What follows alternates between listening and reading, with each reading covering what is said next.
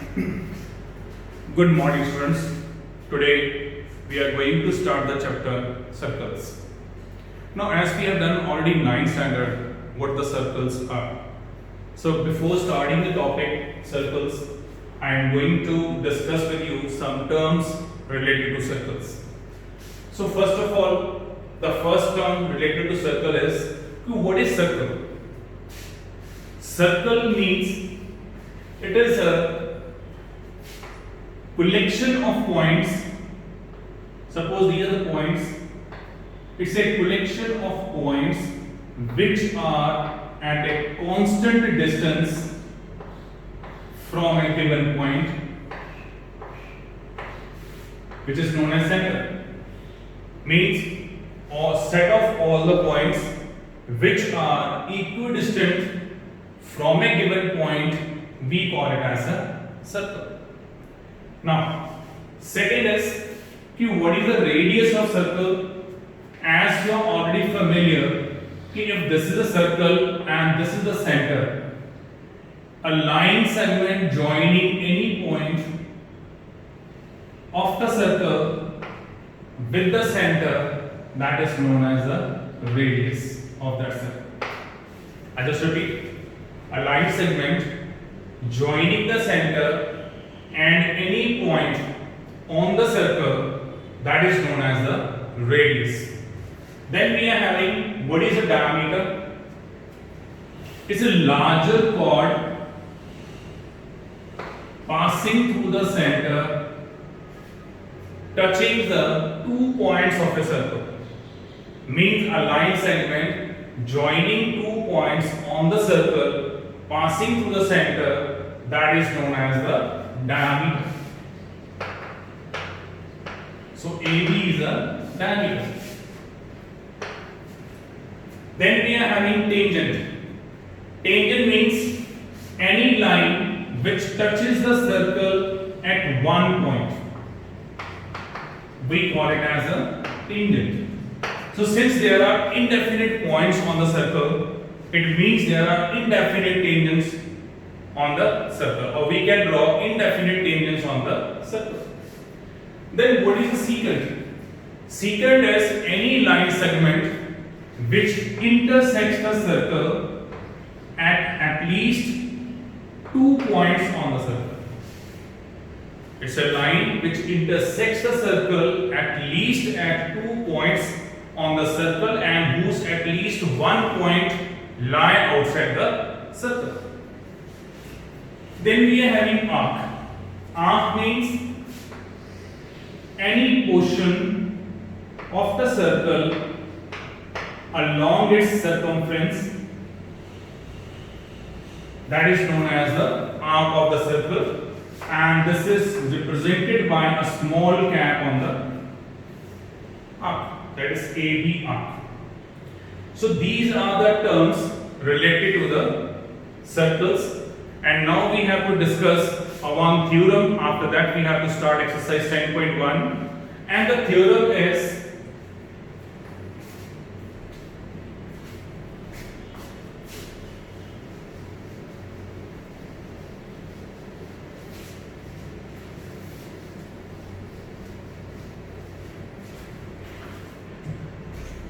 the theorem number 1, that is 10.1,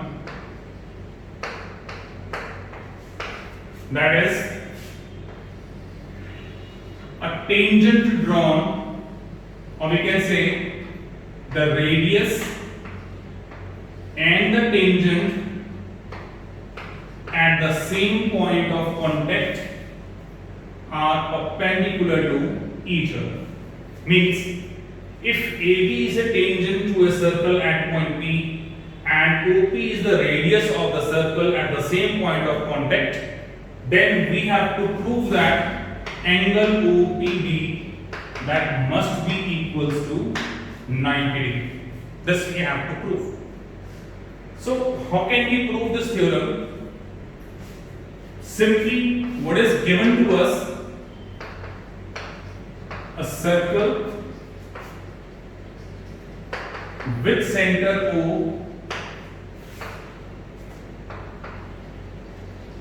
and AB is a tangent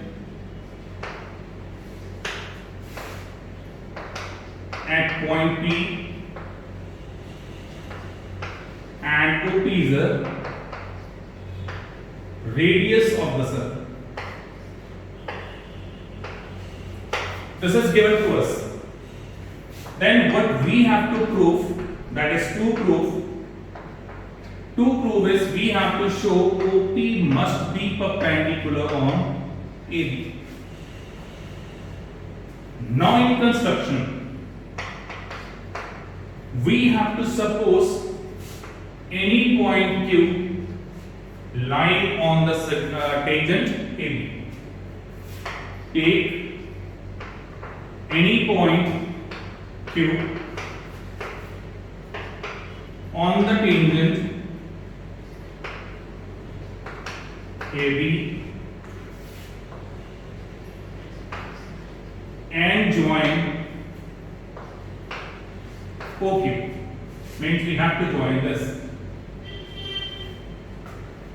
Then we are having proof. Now it's very simple concept. Since Q lie on the line segment AB, it means Q must lie outside the circle because tangent can touch the circle at only one point. It means if we are taking any other point on the tangent, that point must lie outside the circle. So let us suppose that this OQ intersects circle at point R. Since it is clear from the figure that OR is always less than OQ. This we are done in exams in the last year, that the whole is always a greater than its part. If the whole is greater than its part, it means OR must be less than OQ. And if OR is less than OQ but OR is equals to OP, radius of the same circle, so it means OP must be less than OQ. So it means of all the line segments drawn from a given point to a given line, we know that the perpendicular will be the shortest one. So if OP is less than OQ or the any line segments which are drawn at other points except P, it means OP must be the shortest one. So this proves that OP is always perpendicular to OQ. Yes, students? So this is theorem number 10.1, whose concept we have to use in the exercise 10.1 and 10.2. So let's start with the exercise 10.1.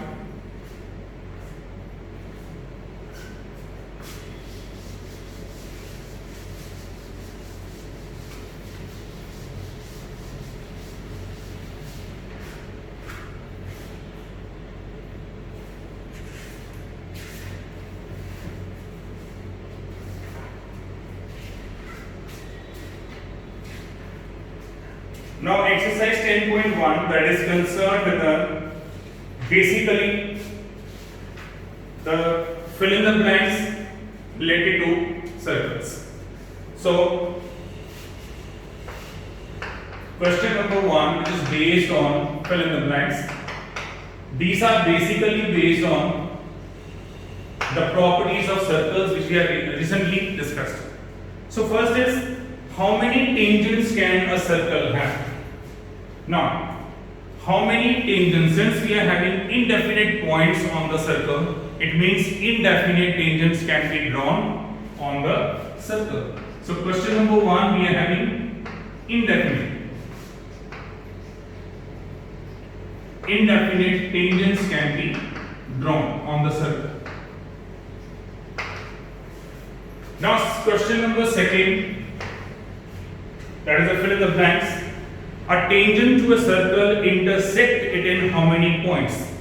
Now since I have discussed earlier that this is a circle and this is a tangent to a circle, so it's clear from the figure that the tangent can touch the circle at only one point. So the first blank is 1. It can touch the circle at only one point. Then second we are having a line intersecting a circle in two distinct points is called the. Now any line which intersects the circle at 2 points, we call it as secant. As we have just discussed in the definitions. Third, a circle can have dash parallel tangents at the most. So we can have parallel tangents only at the end of the diameter. It means only maximum 2 tangents can be parallel. Why they can be parallel? Because we know that according to this theorem which we have done just now, the radius and tangent, they are always perpendicular to each other. Similarly, radius and tangent perpendicular to each other. Now we have done this condition in the last year. Perpendiculars drawn on the same plane, they are always parallel to each other. It means L must be parallel to M. So it means whenever the tangents are always at the end of the diameter, only then they are parallel. So it means maximum 2 tangents can be possible. So the answer to third part is 2. 2 tangents can be drawn. Then we are having fourth one. The common point of a tangent to a circle and the circle is called. Now this 10-point theorem we have done. Okay, this is the tangent to a circle, this is the radius, and this is the point which is common to the radius and the tangent. We call this point as point of contact.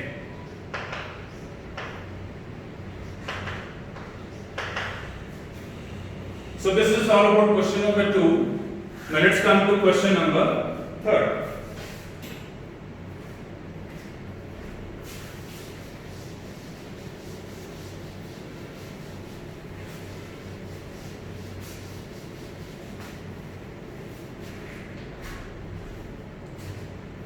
Now see what is the question number 3. A tangent PQ at a point P of circle. So this is a circle and this is the tangent to a circle at point P. Of circle of radius 5 centimeter. So let us suppose this is the radius 5 centimeter and this is the center of the circle. Meets a line through the center at a point Q so that OQ is equals to 12 centimeter. So since PQ is a tangent touching the circle at point P and we have joined this OQ and this OQ is given as 12 centimeter and we have to find the length PQ. So how can we find the length PQ? This is the radius and PQ is the tangent at the same point of contact. So this angle must be equals to 90 degree. Since we are having a right triangle whose perpendicular and hypotenuse are given to you, so we can easily find the base with the help of Pythagoras theorem.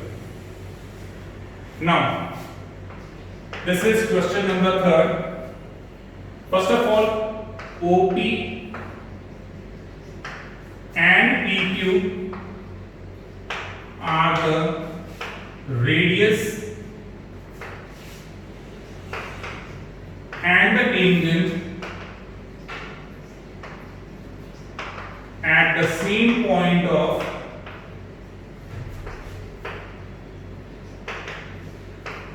contact. Therefore, angle OPQ must be equals to 90 degree. Clear?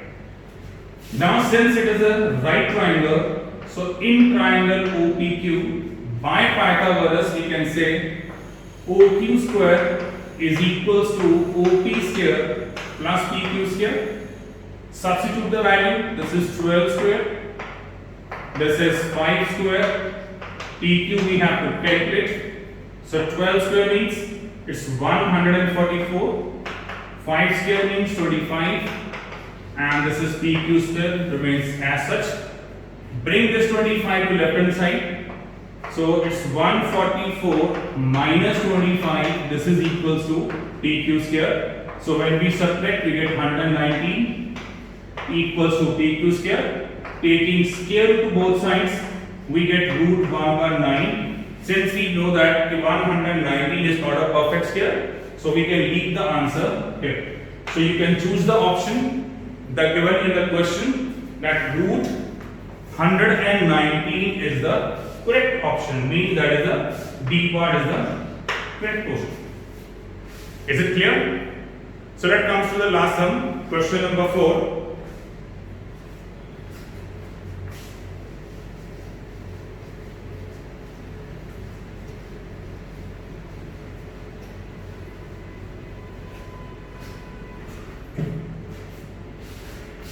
See question number 4, this is based on construction. Sum is draw a circle, let us suppose this is a circle,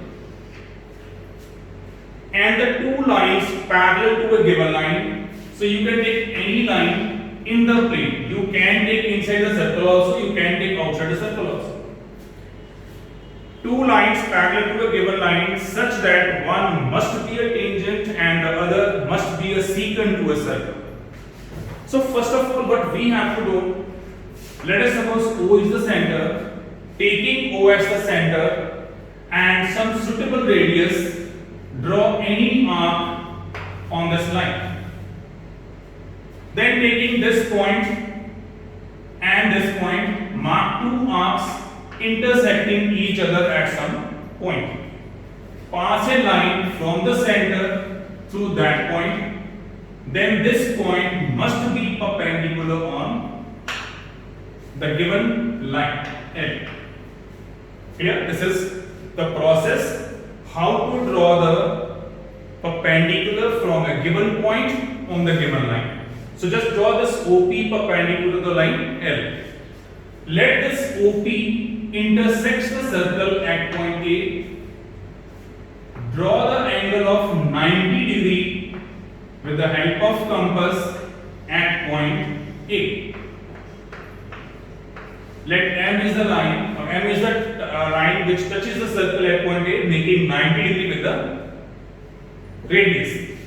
Now since we know that the perpendiculars drawn on the same plane, they are always parallel to each other, it means L is parallel to M. So we have taken one line parallel to this given line, and this line is also a tangent to a circle. Now we have to draw the secant which must be parallel to all these two lines, and it must be a secant also. So let us consider any point in between OA. Let us take B point on OA and again draw an angle of 90 degree at point B. Let this line be N. Now again we are having three perpendiculars drawn on the same plane, and we know that the perpendiculars drawn on the same plane, they are always parallel to each other. It means L is parallel to M and M is parallel to N. So all the three lines are parallel to each other, in which one must be a tangent to a circle and second must be a secant to a circle. So this is all about the exercise 10.1. So I hope you will understand this. Thank you and thank you very much.